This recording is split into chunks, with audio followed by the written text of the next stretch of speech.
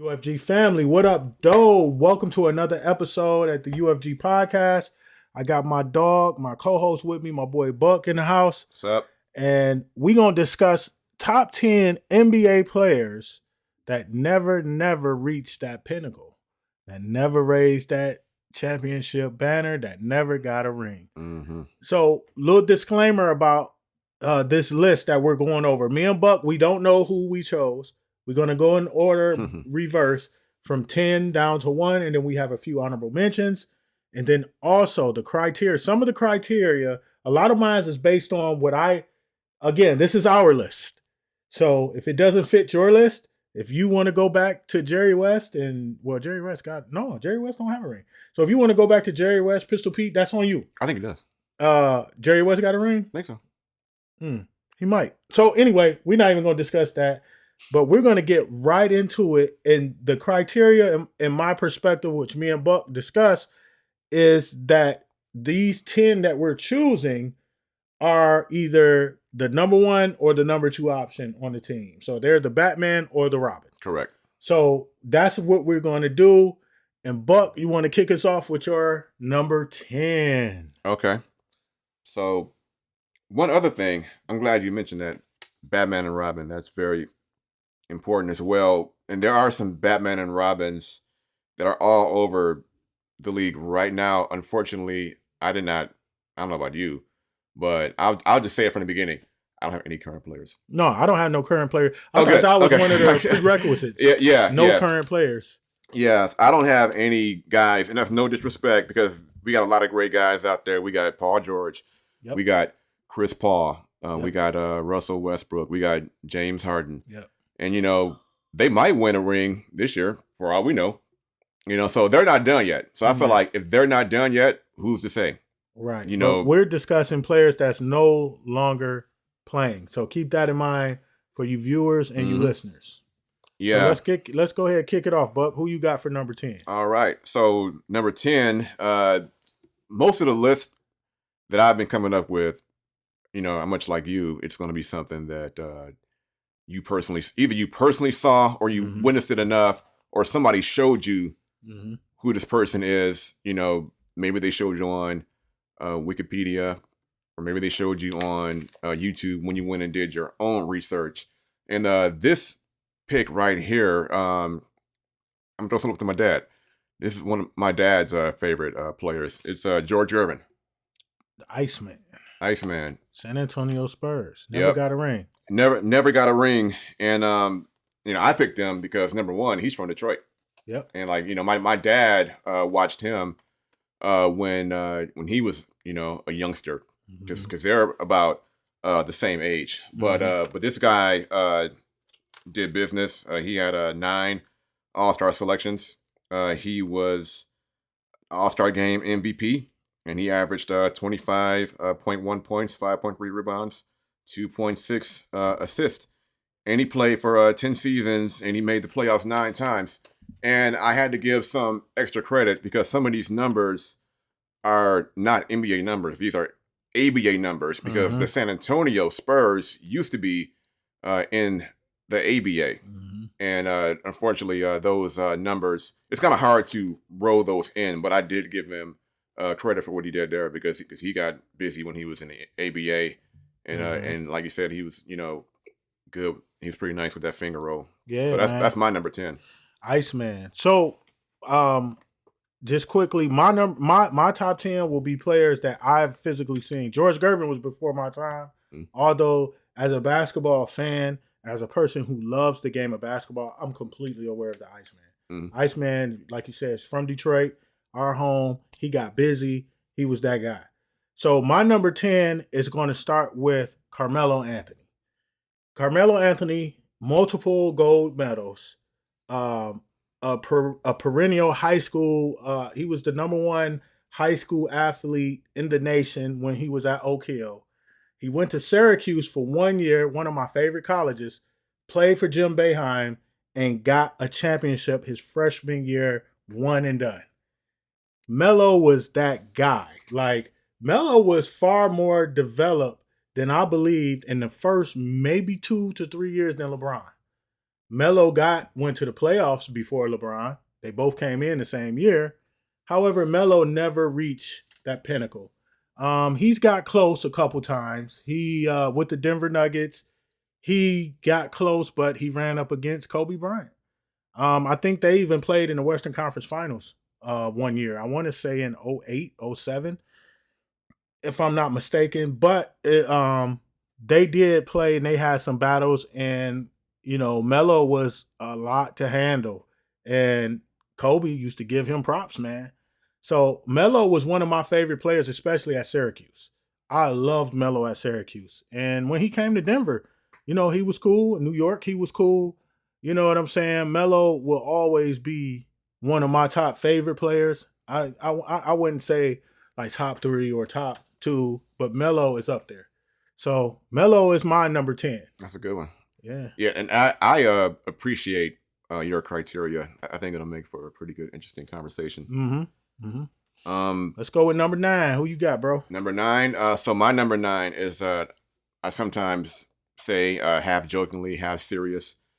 I love defense. Mm-hmm. I've said that plenty of times. And so my guy at number 9, he's one of the great defenders. He's one of the best defenders, and we've kind of had a conversation about who is the GOAT defender, which I'm sure that could be an episode by itself. But I'm going with Dikembe Mutombo. Mr. Mutombo.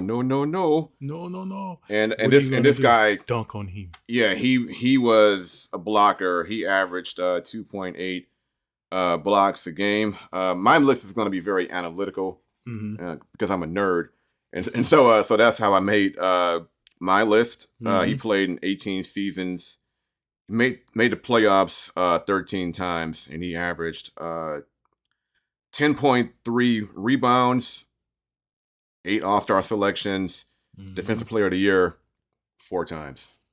That's my number 9. Number 9, Dikembe. What are you gonna do? Dunk on him. What are you gonna do to all of it? Dunk on all of them. Yeah, Dikembe was a beast. He was a beast. But when he went up against Shaq in the finals, and what was that, 2001 with the Sixers and the Lakers? You're right. Shaq killed. But that's when Shaq was just that. What do they say on Batman when an unstoppable force meets an immovable object? Yeah. Like it was just like Shaq just was that unstoppable force and the immovable object. He was both. But yeah, he was a load. But anyway, so my number 9, that's a great number 9, by the way. My number 9, I'm going to go to the little man. I'm more on the perimeter. I'm going to go with John Stockton. John Stockton was one of, even though people might hate on John Stockton was one of the greatest point guards to ever play the game. A lot of people would say, I didn't say he's the greatest, guys. I said one of the greatest.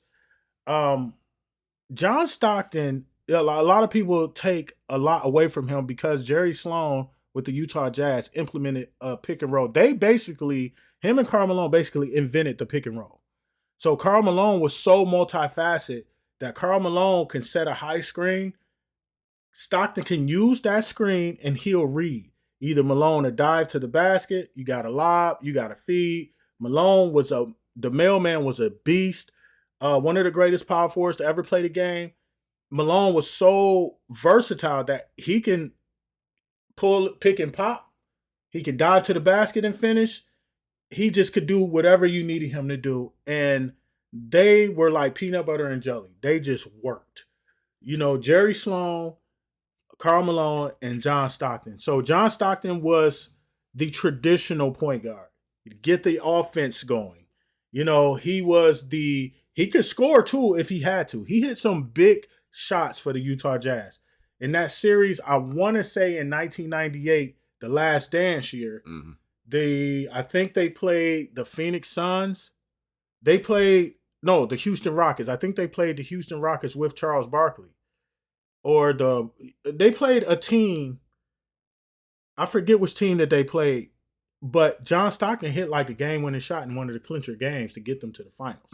So he can score if you needed him to score, but he was the offense initiator. He was an OG point guard, a traditional point guard, and he just never got that pinnacle, man. He was never none of my favorite players. I was never a Utah Jazz fan. I hated their jerseys. I hated everything about the Utah Jazz. But I respected John Stockton because of his prowess. He was a point guard in every sense of the word. So my number 9 goes to John Stockton. Mm-hmm. That's a dream team guy. Dream team. You got it. Yep. Interestingly, my number 8 is also a guard, and he's a very Canadian guard, Steve Nash. Steve Nash. Yep, Steve Nash. Yes, sir. And Steve Nash was a 2-time season MVP. Mm-hmm. 18 seasons, 12 playoff appearances, 14.3 points, 3 rebounds, 8.5 assists, 8 All-Star selections, and Steve was cold. Steve was cold. Went to Santa Clara. He was a monster. Phoenix, Dallas. Yeah, he had a brief stint with the Lakers, and now he's coaching now. Yeah, he was coaching the Brooklyn Nets, but that didn't work out too well. Yeah, that didn't work out well at all. Sorry, Steve Nash. Yeah, sometimes it don't translate. He was a beast. Them years with him, even the years he had a brief stint with with Dirk, with Dallas, man. Right. He worked out with Dirk. They were a formidable foe in the West, and then he went on to Phoenix, and him and Stoudemire, man, that combination was ridiculous, bro. And Steve Nash was a dog. He was a dog, like you said, in every sense of the word, bro. And he was a traditional point guard, but he had that scoring mentality too. Yeah. Like he can give you buckets too. Yeah, bro. if he needed to, he can do it. Yeah, he can give you buckets, bro. So that's a good pick, man. That was your number 8. That's my number 8. So number 8 for me, I'm gonna go more to the swing, man. My number 8 is half man, half amazing, bro. Vince Carter. When Vince was with Toronto, like his New Jersey years were decent. I can remember one moment in New Jersey where he dunked on Alonzo Mourning, bro. And it was like they met midair, chest to chest, but Vince kept going, boom, dunked on him. I mean, it's one of the best dunks I've ever seen in my life. Mm-hmm. And Vince was so cold. Like with Toronto, they used to have some battles with the Sixers. Mm-hmm. For those who know me, Allen Iverson is one of my favorite players outside of MJ. So when the Sixers were in their mode, Aaron McKee, Eric Snow, Tyrone Hill, Dikembe Mutombo, Allen Iverson, Larry Brown on the bench, you know what I'm saying? You had that squad up against the Toronto squad, bro, with Vince, man. Vince can hit you from deep. He can dunk on you. Vince Carter was like so versatile, all around 6'7", 6'8" swing man that can pretty much do it all, man. And then the 2000 dunk contest was one of my favorite dunk contests ever, where I literally seen. It's my favorite. Yeah, it's my favorite. Yeah, I literally seen Vince Carter do a dunk I never seen before when he turned counterclockwise. And windmilled it against the grain. Yeah, and windmilled it and threw it. It was just like. I screamed. I literally screamed when I seen it. Yeah. I was watching it with my cousin Cardell and a couple other cousins, and it was in Golden State. It was the year 2000. And that dunk contest was amazing. He put his arm in the rim. T-Mac, Steve Francis, VC, they all did crazy. Yeah. They did crazy. Mm-hmm. So, number 8 will be half man, half amazing for me. And he's a UNC alumni. He's a Tar Heel, man. Just like MJ. Yep, just like MJ. Fun fact. Vince Carter played in 4 decades. Yeah. Vince Carter played for a in the long 90s. Time. He played in the 2000s. He played in the 2010s. And he played in the 2020s. Yep. No one has ever done that. Yep. Vince Carter played for a long, long time. But in his Toronto days, bro, monster. Mm-hmm. Monster. And some in New Jersey, too. Mm-hmm. All right, let's move on. Number 7. Who you got for number 7, bro? So when we kind of pregame this, I think I said, wouldn't it be funny if my number 10 was your number 7? Mm-hmm. And that kind of happened, but it was the other way around. So my number 7 is Carmelo Anthony. Melo, yeah. Yeah, so Carmelo Anthony, he should have been a Piston. Should have been Dargo. Should have been a Piston. We drafted the human cigar. We did. But him and That was another good draft class. That could be an episode. The Yeah. 2003 draft The class. LeBron, D Wade, Bosh, Yeah. Melo draft class. Yeah. So Carmelo, he's got 19 seasons under his belt, 13 playoff appearances. He averaged 22.5 points and 6.2 rebounds with 10 All-Star selections. He has 3 gold medals and he has 1 bronze medal. So this man, he's got some hardware. This man has some hardware. He got some hardware for sure. Yeah, and when Jordan was wrapping it up, and we started to see, I guess the torch being passed. We had, a lot of guys who's going to be the next guy, and who's going to be, because Kobe was hitting his prime at that point, but it's like we were looking at rookies. That, okay, who's going to be the next big thing? Yeah. And at that time, Carmelo was one of those guys. So that's my number 7. You've already mentioned everything I was going to say, so there's really not too much to say about it. But my number 7 is Carmelo. Yeah, Carmelo Anthony, a beast, bro. He was a beast. So my number 7 is Reggie Miller. Reggie Miller never got to that pinnacle, man, and it wasn't so much as his fault because Reggie Miller was a bona fide superstar. The only guy I ever seen, what he scored 9 points in like 3 seconds, 6 seconds or something like that. With the Knicks. I mean, to win the game. Like this wasn't just, run the scoreboard up. Mm-hmm. Like he did plays to win the game. And people argue that it was a foul, push off, It is what it is. But Reggie Miller hit some very, very gigantic magnitude shots, whether regular season or playoffs. And Reggie Miller was a bucket for a while. He averaged, you probably got some stats over there. He probably averaged close to, 20 to 25 as a career. His career average had to be close to that. So, 18.2 points, 3 rebounds, 3 assists, and he was a member of the, I want to say this right, the 50-40-90 club. Yep, 50-40-90. So that's 50% in field goals, 40% in 3-point goals, and 90% in free throws. Yeah. So Reggie was a beast. He was a bona fide beast. Indiana always was a threat. When Reggie came into his own, Indiana was a threat. They just put people around him. They put Chris Mullin around him, Rick Smits. They put a lot of people around Reggie. Jalen Rose, that team with Jalen Rose, they went to the NBA Finals. Mm-hmm. However, they ran up against Shaq and Kobe and Phil Jackson. So that was, and then in 98, they had the Chicago Bulls against the ropes, man. Mm-hmm. They took the Bulls to the limit, but, MJ.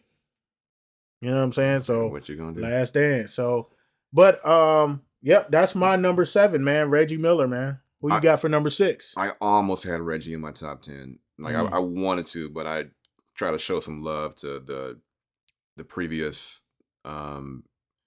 generation because we try to remember our elders, which is what some of these youngsters aren't doing. Yeah, man, that's another episode, and that episode coming too for y'all youngsters who be disrespectful.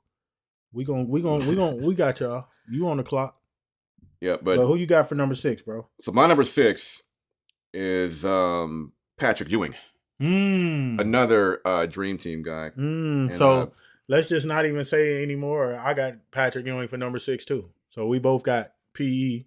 You got number 6. PE number 6? So yep. He's my number 6 as well, bro. All right. He's my number 6 as well. Yeah, we matched one. He's my number 6 as well, bro. Ewing was a monster, bro. Yeah. Georgetown all the way up, man. Mm-hmm.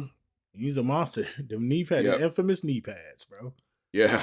So also on my list, I gave special credit for Olympic gold medals, and he's got 2 of them.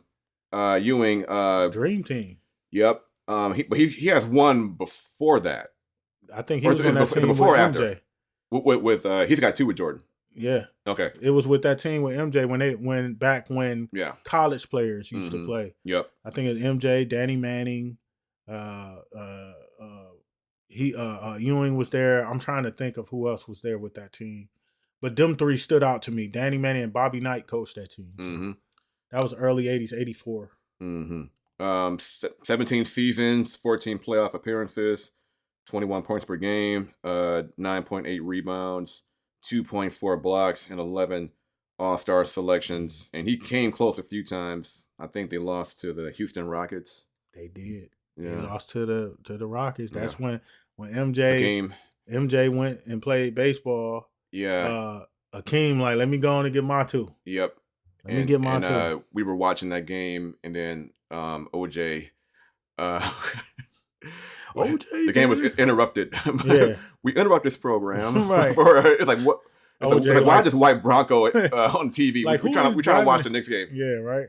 Yeah, but number 6, that's good stuff. Yeah, man. We both got number 6. Both got number 6. Patrick Ewing. So who you got for number 5, bro? All right. Well, my number 5 is going to be another throwback to the old school. And the only reason, now I didn't see this guy play, but the reason why I know who he is because he was in NBA Street. And he was one of the characters. I think you unlock him in NBA Street as one of the quote unquote legends. And I love using this guy's character. It's Elgin Baylor. Mm-hmm. So Elgin Baylor, he averaged 27.4 points. And this was around the time where they didn't even record blocks. I'm sure he had a lot of blocks. But he was a Rookie of the Year, if I'm not mistaken. 14 seasons, 12 playoff appearances. And he was one of those guys who got whooped by Russell's Celtics. Yeah, I mean, it was only like 10 teams back then, too. Yeah. So you got to keep that in perspective. So. Yeah, but for, he did a lot with ain't taking nothing from him. Yeah, with what he had going on at the time. Yep. Yeah, so that's my number 5. Yeah, that's way back, bro. I can't go back that far. But so my number 5 is the mailman, Karl Malone. Okay. Karl Malone, I couldn't stand Karl Malone when he was a player, but you can't do nothing but respect him, bro. Because I hate it when now it's starting to circulate on the internet when he hit Zeke with the forearm and Zeke got like 40 stitches in his eye. I remember watching that game as a kid, and I hated Malone when he did that to Zeke. And I just remember live when Zeke got up, his face was was busted full open of blood. Yeah. Bro. I remember that like I was a kid. It freaked me out. Yeah, it was like the channel. It was like the monkey shines thing. Like, I'm like, Yeah, I remember that. But the mailman, bro, I never liked him. I didn't even like his attitude. But at the end of the day, bro, you couldn't do nothing with the mailman. That dude was a monster. He was probably 6'8", 6'9", probably like 260, all muscle. He can hit you. His mid-range game was crazy. He playing defense. He grabbing boards. He can put a bucket up. He even passed the ball. He was a great passer as well. Underrated passer, if you ask me. And stats might not highlight his passing, as far as like, because that wasn't his job. But he was a good passer with the offense that they ran, that pick and pop, Greg Oyster tag, John Stockton. Then he played some years with Mark Eaton. So he had some bodies with him, some horses with him. But late 90s, that Utah team, people try to discredit MJ's last 2 rings or his second three-peat. They say the Sonics they weren't that good. Okay, the Sonics were 62-20 or 60-22. They won 60 plus games. Went in 95, 96 when MJ did the 72-10. And then you got the Jazz 97 and 98. Yeah. That was a good team, and it was because of John Stockton and Karl Malone. It was solid so, in the West. Karl Malone is one of the greatest power forwards to ever play the game. So he's my number 5, man. Absolutely. So are we on 4 now? Number 4. Okay. So my number 4, I think you already said it. John Stockton. Yeah, I have John Stockton at number 4.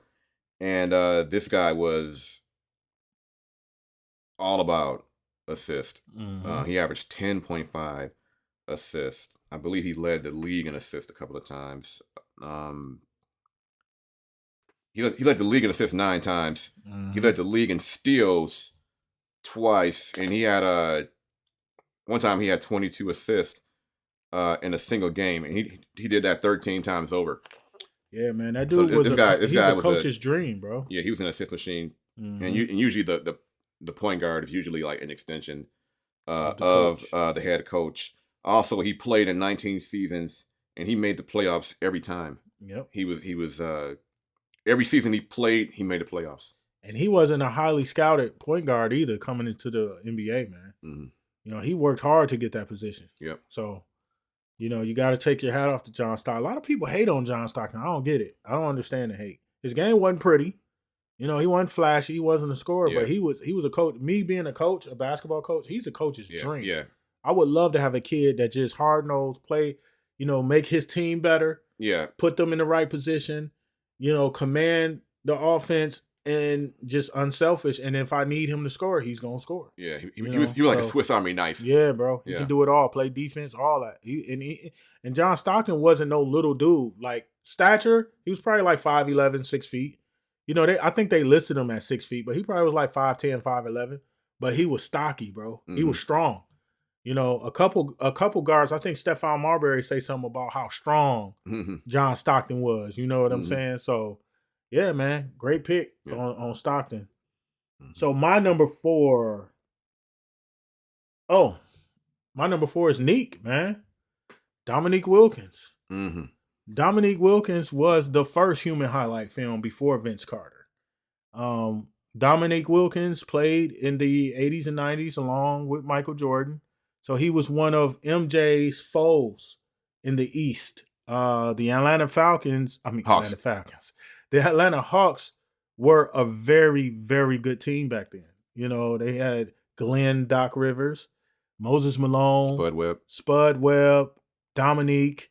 They had a squad, bro, and they were formidable, man. They weren't like some great team because I don't even think the Atlanta Hawks ever been to the finals. So they weren't like a championship caliber team, but they were a formidable foe in the East, man. Yeah. And for all those who says things like, "Oh, back in the 80s and 90s, a bunch of plumbers," you say stuff like that, you're idiotic, bro. The league was so balanced, and there was so much talent back then.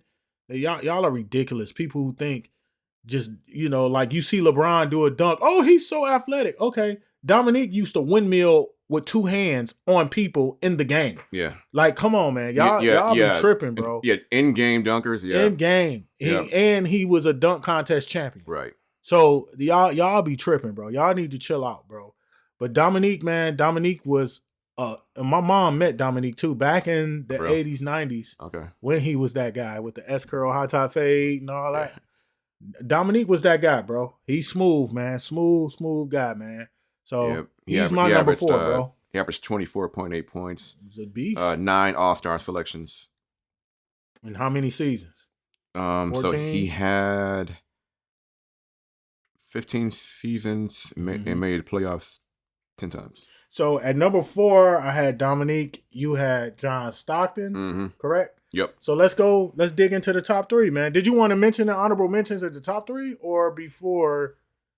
When do you want to mention some honorable mentions? You want to do it now? Yeah, we can do it now. Yeah, and then save the top 3 for last. Yeah. Good idea. So how many honorable mentions you got? I got like a lot. Okay, I got 5. I got a whole lot. I got 5. I only did 5. I could have added more, okay, but I only did 5. So we'll go. I'll start with number 5, and we'll go down, and then you can. After my 5 is over, you can just continue on if you need to. All right, bet. So number 5, I got one of my favorite players with a flamethrower, man. Chris Mullin, bro. Run TMC. Golden State back in the days, back in the late 80s, 90s. Chris Mullin, Mitch Richmond, Tim Hardaway, man. They was a force to be dealt with, man. Yep. Lefty. Oh, man. Shoots the blood. I mean, and Dream got team. swag. And got swag, again. Too. What'd you say? He was on the Dream Team, wasn't he? Dream Team, yeah, for sure. So Chris Mullin, he's I feel like he's so underrated, bro. Like, but anyway, I remember Lakers versus Celtics or Bulls versus Blazers, and I used to get the Golden State Warriors, man, and Chris Mullin was a bucket. He was a bucket on NBA Live. This was back. NBA Live was called Bulls versus Blazers, Lakers versus Celtics. Yep. That was the NBA Live back then. EA Sports. It's in the game. It's in the game. So, But that's my number 5 in the honorable mention spot. How about yours? See, for my honorable mentions, I didn't have a particular order, Oh, okay. You but can run some more. I know some of the names that you already said. Mm-hmm. Like you mentioned, Vince Carter. Okay. VC. I had him as an honorable mention, as well as Reggie Miller, and VC. He had 22 seasons, which is the most on my list in terms of seasons. Longevity. Yeah, and I'm gonna say outside of the ones you pick, I'm not sure if you mentioned Tracy McGrady or not, or if you're going to later, but T Mac was one of my honorable mentions, and he was, his Orlando days was ridiculous, bro. Yeah, I think he had a couple of scoring titles. He has two. He's got 2 scoring titles. I still think that Mac should have stayed with VC, and they cousins too. They're actually cousins. I think they were at one of them was at like a, I think one of them was at like a family reunion, and then that's how you found out that they were cousins. They were related. Yeah, just imagine that, bro. You with your cousin, and both of y'all can hoop. So me and my cousin Cardell, short story. Me and my cousin Cardell. For those who listening who know me. My blood cousin Cardell, his mom and my mom are sisters. So he's my first cousin. And me and Cardell, we grew up together. I'm 2 years older than Cardell.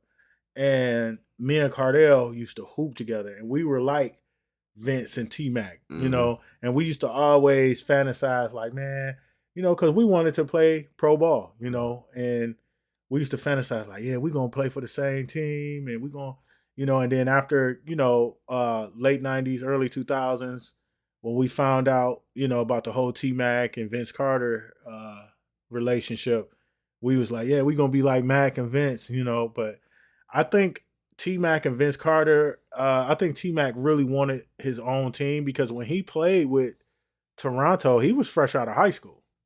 People forget that T-Mac did not go to college. He was a high school athlete that went straight to the pros. And he had a learning curve, maybe his first maybe 2 years was that learning curve, but when he got it, man. Yeah. T-Mac was a monster, man. He was a beast. So you named a couple on your honorable mention. I'll go to my number 4 on an honorable mention. Okay.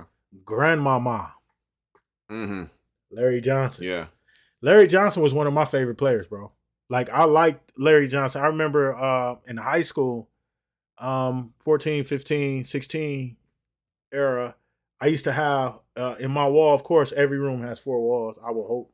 So in my room, above my bed, I had a picture of Janet Jackson with some guy just holding her boobs. I used to love Janet Jackson, man. I was crazy about Janet Jackson. So it was like Janet Jackson, she's like holding her hands up, and it's like a man holding. And it's so ironic. Years later, her boob comes out on the Super Bowl. I think it was called the Janet album. Yeah, yeah. So it was like it was after Rhythm Nation. Yeah, and then Justin Timberlake ripped her boob out on the Super Bowl performance. That was crazy. But anyway, we're not talking about boobs or Janet Jackson. We're talking about my room when I was a teenager. But that was the poster above my bed. And then on one wall, I had a wall totally dedicated to Michael Jordan. It was like a whole bunch of Sports Illustrated cutouts. It was posters. It was a bunch of stuff. It was like a collage of Michael Jordan. That was the biggest open wall in my room. And then other walls, I had like other superstars that I liked, you know, and Larry Johnson took up a lot of space. Yeah. Because the Charlotte Hornets, Larry Johnson, not the back broke New York Knicks, Larry Johnson. He was still a beast, but he wasn't explosive like he was when he was Grandmama. You know what I'm saying? Right. And it's kind of weird that you look back and you're like, this big old dude with a dress on, you know, but whatever. Anyway. Yeah, he was in an episode, I think he battled Urkel and Family Matters. Yeah, I feel like that happened. So LJ was a monster, bro. When his Cons React, he had his signature shoe, you know, but he was a monster. He was one of my favorite guys, man. So I used to like LJ, man. Yeah, I like watching that team, maybe because of the colors, But the Hornets. that team where it was Kendall Gill. Alonzo Mourning was there before Yep. they got beefed out. Yep. Zoe. Muggsy Bogues. Muggsy. Yep. Dale Curry, who was Curry Steph was Curry's on father, there. for those who don't know. Yep. And yeah, I used to they that was an expansion team. I want to say 93, 94, I want to say back then. Yeah. Yeah. But they came out swinging. Mm-hmm. Yeah, so that's a good pick. That was a good team, bro. Mm-hmm. That was a good team. I used to like Kendall Gill. He was like a poor man's Jordan. Mm. You know, he was decent. Kendall Gill had some D though. He had some D. Pause. He had D. Yeah. Yeah. Speaking of the Warriors, this is the San Francisco Warriors. I'm gonna do another blast from the past. Nate Thurmond. Nate Thurmond, and this is another guy that people will say that he's a plumber, but this guy would give you work with a cigarette in his mouth. He had he averaged 15 rebounds and 15 points, so he averaged a double-double. Also, if I'm not mistaken, he has the first quadruple-double. I know Akeem had a bunch of. Yeah. Akeem Olajuwon had a bunch of. So we know how hard it is to get a triple-double. He had a quadruple-double. Yes. For those who don't know what a quadruple-double is, it's double digits in 4 stat categories. Mm-hmm. So you can have 4 double digits in scoring, double digits in rebounds, double digits in assists, double digits in steals, or double digits in blocks. So that's very impressive. Yeah. It's an impressive stat. But you don't see that nowadays. I think the last time that I visually seen someone do that was Akeem Olajuwon. He was the last one that he had double-digit blocks, assists, rebounds, and points. Yep. I seen Akeem do it. So, yeah, man. Can you share with our viewers and listeners the years that he played? So he played from 1963 to 1977. And it was in 74. It was a game in 74 where he got 22 points, 14 rebounds, 13 assists, and 12 blocks. Impressive. All in one game. That's impressive. I don't care who he is. That's impressive. Yeah. David Robinson also had a quadruple double. Did he? Yep. Okay. Yep. So. Yeah. So that's one of my honorables. So my number 3 honorable mention is the Rain Man, Shawn Kemp. Another one of my favorites that I used to love to watch, man. He's got so many posters, bro. He done posterized a lot of people, bro. I can remember distinctly in the 96 finals against the greatest team ever assembled, Draymond Green. That's the real greatest team ever assembled, 72-10, Chicago Bulls. I ain't even gonna go there, but I can remember watching that final series and Shawn Kemp just like off a vertical dunked on Dennis Rodman like backwards. Like, you know what I'm saying? It was ridiculous, bro. Like Shawn Kemp was just dunker. Like he can dunk on you off 1 foot, 2 feet, vertical, run and start. It didn't matter. And then the way he'll dunk so flagrantly, he'll point at you sometimes. He'll dance on you. Shawn Kemp was that guy, bro. And then with him and GP, can't put GP on the list because he has a ring with the Miami Heat. Right. With D Wade and Shaq and Antoine Walker and that whole regime. Against the who they play in the finals? Was it the Mavericks? No, it wasn't the Mavericks. Who did they play in the finals that year when Miami won the championship? I'm trying to think. Was it no, it wasn't the Spurs. They didn't beat the Spurs. Who was that? I don't even want to move on until I figure that out. I feel like it was the Mavericks, man. And it was 06, I think it was. Gary Payton won a ring in 2006. Yep, it was 06. And he was on the Miami Heat. And they beat Dallas Mavericks. I knew it. Yeah. I knew it was the Mavericks. I just wanted to be sure. So I remember that year because D Wade took like an abnormal amount of free throws in that series. But he lived at the line. But anyway, we can't when GP and Sean Kemp together, bro. They was ridiculous in Seattle, bro. Alley oops. Like them oops that the GP used to lobs, throw him, like he didn't even like it wasn't no accuracy to it. It was just like get it up there. Yeah. And Sean Kemp will go get it, bro. Mm-hmm. He'll go get it. Like Filet, my dude Filet. Shout out to Jesse Filet. He eyes goes get it. And he would go get it, bro. Mm-hmm. And he dunking on everybody, bro. So my number three is Sean Kemp, man. Honorable mention. Mm-hmm. I'm gonna do another blast from the past. Pete Maravich. Pistol Pete. Pete. One of MJ's favorite players of all time. Yeah, and I'm gonna cheat because this is a guy who he started off really good, and then he had a lot of injuries, and he actually got, I think he had like knee problems. He had a lot of health problems, and he ended up dying pretty young. Yeah. But he does have a scoring title, and that was another guy who I used in NBA Street. So just throwing Pete Merritt, throwing them some love. The pistol. Yeah, man, Pistol Pete. So my number 2 honorable mention, which you mentioned in your top 10, was Steve Nash. Okay. Santa Clara, 2-time back-to-back MVP. I mean, back-to-back MVP, not 2-time back-to-back, but a back-to-back regular season MVP. No championship. I don't even think he's been to the finals.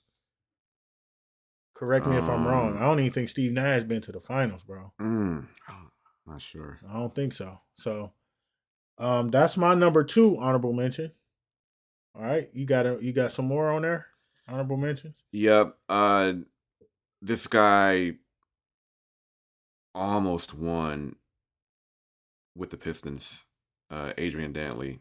Adrian Dantley with the super high socks. Yeah, and he was a monster. Initially, he was on Utah Jazz. Very successful there. Rookie, I think he was Rookie of the Year. He was a 2-time scoring champion. At one point, he had 28 free throws in one game. So I'm going to show him a little bit of love. Yeah, and what they traded him to the Mavericks for Mark Aguirre. Yeah, so Mark Aguirre came in. He didn't play enough games with them to qualify for a ring. Yeah. Yep. So they traded him and got Mark Aguirre. Yeah. Mark Aguirre came in, played his part, bro. You can't hate.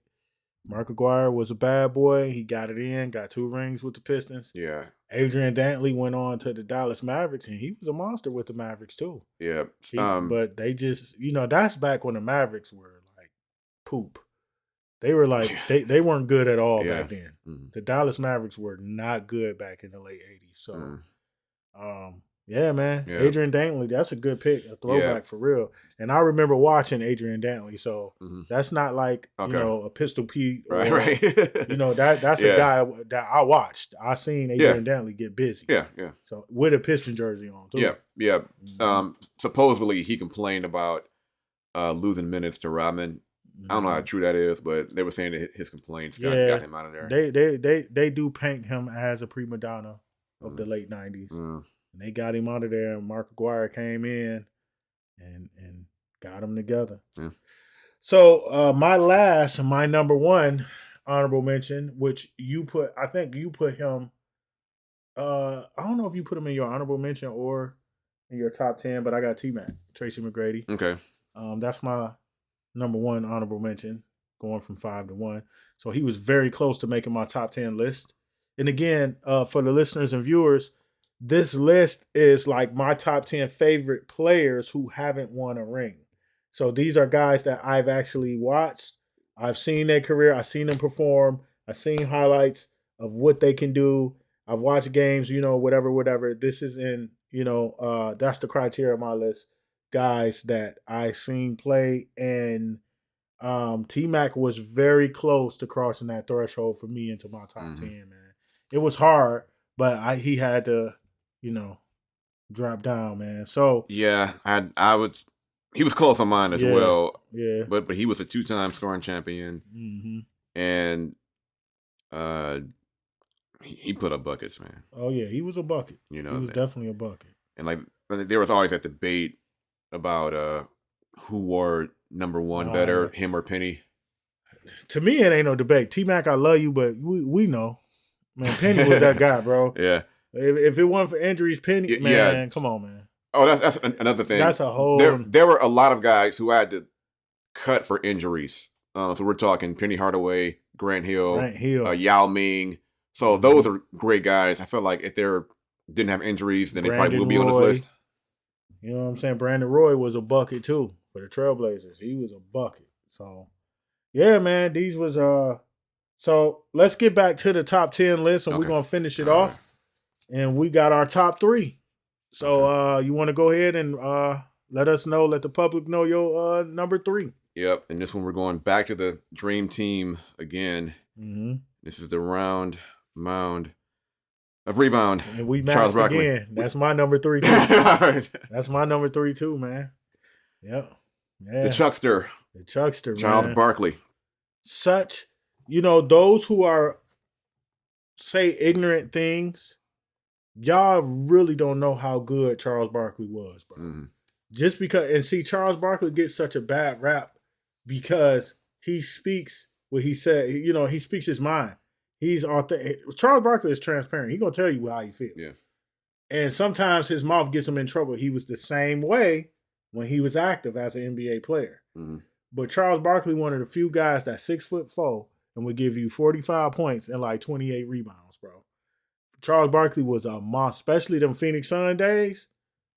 Charles Barkley, man, Charles Barkley probably would have had an NBA ring if it wasn't for Michael Jeffrey Jordan. Yeah. I definitely would say that. So, but even in his 76er days, bro, you know what I'm saying? Barkley was a monster, bro. Mm-hmm. I mean, it's no other way to put it, man. I remember on Lakers versus Celtics, and you picked the Sixers and Barkley was on there, you can do the gorilla dunk like from the free throw line. Yeah. And he like flying in like boom, like sits on the rim and swings a little bit. So yeah, Barkley was a monster, bro. That's a monster. We matched on that. That's nice. Cool. Yep. 16 seasons, 13 playoff appearances, 22.1 points per game, 11.7 rebounds per game, 3.9 assists per game, 1.5 steals per game. With 11 All-Star selections, he was a one-time All-Star MVP. Mm-hmm. He's got 2 Olympic gold medals, and he was a season MVP. Yep, so he doesn't have NBA Finals hardware, but he does have hardware nonetheless. Oh yeah, he definitely got hardware. He's one of the greatest. Who do you say? How do you say what? Small forward? Because he was pretty much a small forward / power forward. He. At 6'4". In terms of his height, he probably had the height of a typical small forward, but he could play power forward or center if he had to. Honestly, I think he did play center in a few games in college when he was on. I think it was Auburn. Yeah, he had to lose weight. He could play 3 different, much like Tim Duncan. He could play 3 different positions. Yeah, as far as height go, man, he was between 6'6" and 6'4", bro. 6'4" and 6'6". He was really like a shooting guard. Yeah, as far as height, but he was wide. That's why they call it the round mound of rebound. Yeah. So he was wide. Yeah. It's like a tank. Yeah, bro. He was built like a tank, bro. And he was a monster. He threw his weight around. He played like that's why he has so much to say about modern basketball as far as it being soft in his opinion. Because he played in an era where you can hand check and you can get a little physical. And everything looked at as is that a flagrant? Is that a flagrant? Let's go view it. So. Yep. Another fun fact. One time he had 13 offensive rebounds in one half. Yeah. Barkley was a monster, bro. Ain't no question. All right, let's go on to number 2, man. Who you got in number 2? I feel like this is where I'm going to be shooting myself in the foot for this. So my number 2 was number 1 in the 1996 draft. Your number 2, Chuck. Bubba Chuck. Allen Iverson. Yeah, the other Chuck. Yeah. Mr. AI. Allen Iverson. Allen Iverson. Chuck. Bethel High School represent 1067 Big Bethel Road, Hampton, Virginia 23666. Mm-hmm. I'm a Bethel High School alumni, by the way. So.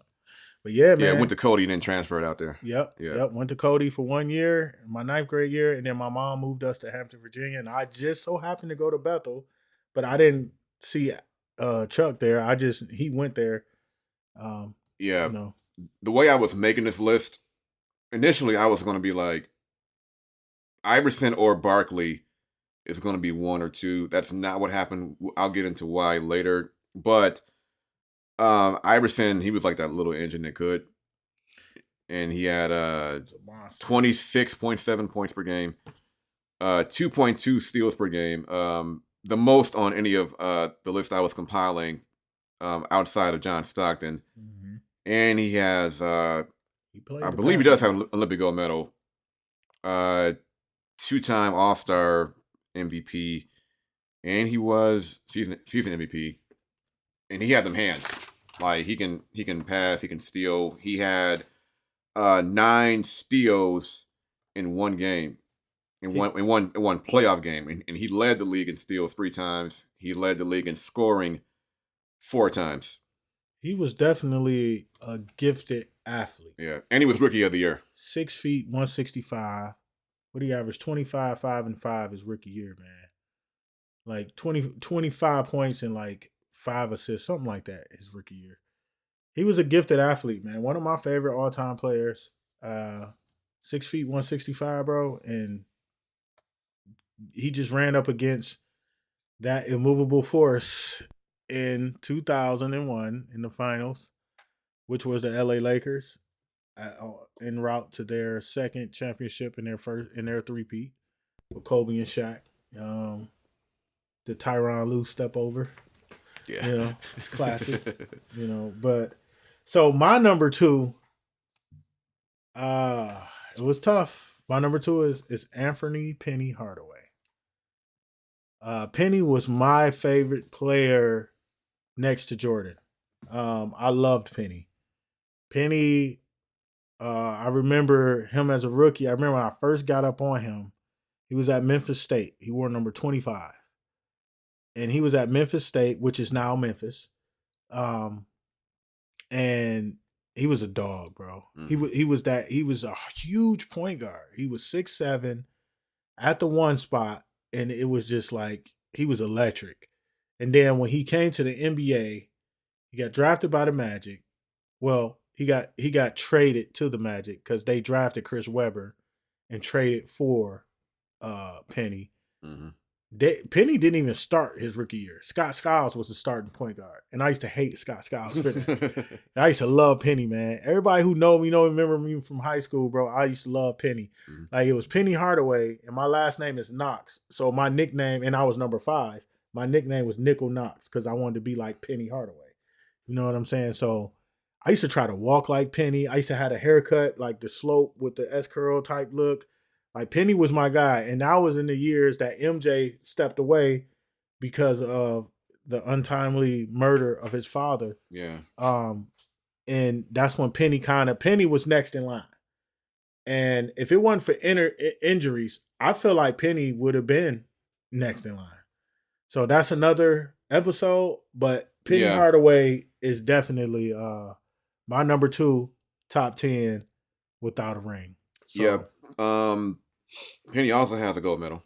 Yep. He won in that 96 team in Atlanta, 15 points per game, 4.5 rebounds, and 5 assists a game. I wanted to include him somewhere on here. I feel like there was a little bit of stop and go because of his injuries, and that's, nobody's fault. But I feel like that because of the stop and go, I was like, all right, I had to take a few people out, but I definitely was a fan of Penny and that entire run when he was with Orlando. Yep, that's fair. Mm-hmm. So let's get to number 1, man. Who's your number 1? Yeah, you're gonna hate me for this. So yeah, my number 1, and I'm actually surprised. I surprised myself that I ended up putting this person in number 1. But objectively speaking, I feel like, I couldn't fit it anywhere else. I couldn't find a reason to not put him at number 1 because of what he did. So I'm going to read you a few things. Much like John Stockton, he had 19 seasons and 19 playoff appearances, 14 All-Star selections. He was a two-time All-Star MVP, two-time Olympic gold medalist, two-time season MVP. And here's the kicker. He scored 36,374 points with one team. So nobody in history has ever had more than 36,000 points with a single franchise. And that man is the mailman, Karl Malone. Hey, that's fair. Hey, that's your list, bro. This is your top 10. That's fair, man. I just never was a big fan of Karl Malone, but you gotta respect. I'm not either. That's the like when I was going through this and like taking things up and moving things up and moving them down, and I was like, well, I don't want to, but but you know, but it's like you said, like you don't like him, but you have to respect, you know, what he did. Yeah. And you know, like I didn't like what he did to Zeke. I didn't like his free throw ritual when he's like kind of like chanting to himself and he's you know like I didn't whatever that was. But he was one of those guys where he was very good at you know. Yeah, he was a monster, he bro. He was one of the best at you know what he did. Yeah, and the only reason why he didn't win a ring, he was there twice, and two times he was denied by Jordan and Pippen's Bulls with Dennis Rodman, and that's the only reason why he didn't win. But you know, but yeah, I would have to say that out of everybody on this list, like you know, like the numbers speak for itself. Yeah, and yep. And you know, again, your list is more based on statistics, which is fair, and his statistics is like second to none. All that with one team, bro. You can't really argue with that. So that I definitely respect that. But my number one is I think your number three. Who was number three? Bubba Chuck. Allen Iverson was my number one top 10 player without a ring. So not only was he number one for me, he was my second favorite player next to MJ himself. So I had to put him number one with the high school ties. Growing up, my sophomore, junior, and senior years in Hampton, Virginia, I graduated from Bethel High School in 1997. And being able to really, and when I moved to Virginia, I had no clue who this guy was. I didn't have a clue. Like my uncle Junior, he lived in Hampton at the time. And my uncle Junior told me, because he knew I was into basketball at that time, he said, hey, this school that's near where I live, they got a good basketball program. And there's a young guy who's very, very good at basketball. He's like one of the top in the nation, but he ended up getting into some trouble. And this is the bowling alley incident where he went to jail as a high schooler. He went to jail for this fight, this brawl that happened in a bowling alley in Newport News, Virginia. So I remember the first time I ever seen Allen Iverson play. And I mean this in all respect and, pause. I fell in love with the guy because of his stature. He was built like me, a skinny kid. He was like, I'm 5'10", 5'11". He's like 5'11", 6 feet. They list him at 6 feet because he's more marketable, but he's probably like 5'10", 5'11" as well. And this guy, man, his first game, all I kept hearing about was Bubba Chuck. Never seen the guy hoop. And I was already in school at Bethel. And when the year started, he got released and he went to Georgetown. Mm-hmm. And his first game that I ever seen him play, and his first game as a free person on the collegiate level, was against the Arkansas Razorbacks. He was 9 for 19, had 19 points. Mm-hmm. And it was just like, I was amazed. Yeah. And I programmed my game after him. A lot of things he did, I tried to be like the answer, man. Yeah. So, Bubba Chuck, man, still to this day, bro, is I love Stephen Curry. He's my favorite current player. Yeah. But that number 2 slot belongs solely to Allen Iverson, man. So the first time I saw Iverson, it was actually on the cover of Sports Illustrated magazine with the blowout fro.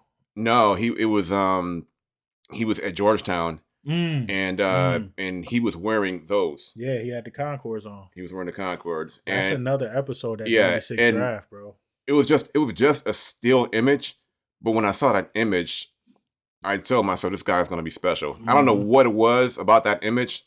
Like, this guy's gonna be somebody. And that's when they used to rock the cutoff T-shirt under the jersey and go in Georgetown. Yeah, dog. Yeah, he used to wear the tie ankle bracelets. So, I mean, ankle bracelets. The shoestring ankle braces. Yeah. With the Concords, man. And, yeah. That's a good pick. Ray Allen was at UConn. Marcus Camby was at UMass. That's bringing back some memories, bro. That's when I was heavy into college basketball back then. And that was high school days, man. So, well, that's our list right there, y'all. Yeah. So, top 1 to 10, Buck. Great research, bro, on the statistics and the analytics. That was awesome, bro. A lot of facts that you dropped on our listeners. My list was more, I guess you could say, emotional based, kind of. I didn't do all the research as far as analytics like you did, man. But that's some good work, dog. Good digging, bro. Thanks, man. And that's our list. And remember, y'all, that's our list. That's our list. So thanks again, bro, for being on the show, man. You know what I'm saying? And y'all tap in below if you disagree with the list, or if you agree with the list, or if you want to add your list, put it down in the comments, y'all. You know, for y'all on YouTube, make sure you comment, like, subscribe, and make sure y'all tune in every Monday. Spotify, Apple Podcasts, and also YouTube. If you want to be visual and watch, every Monday morning, 9 a.m., you will see an episode of the UFG podcast. So thank y'all for tuning in. We love you guys, man. And we'll see y'all up there on the next one. You feel me? And if you're on your own journey, you keep making noise until somebody hear you. Because one day, somebody's going to hear you. And you don't have to get ready because you'll already be ready. You feel me? So again, we'll see y'all on the next one up there. All right? Peace.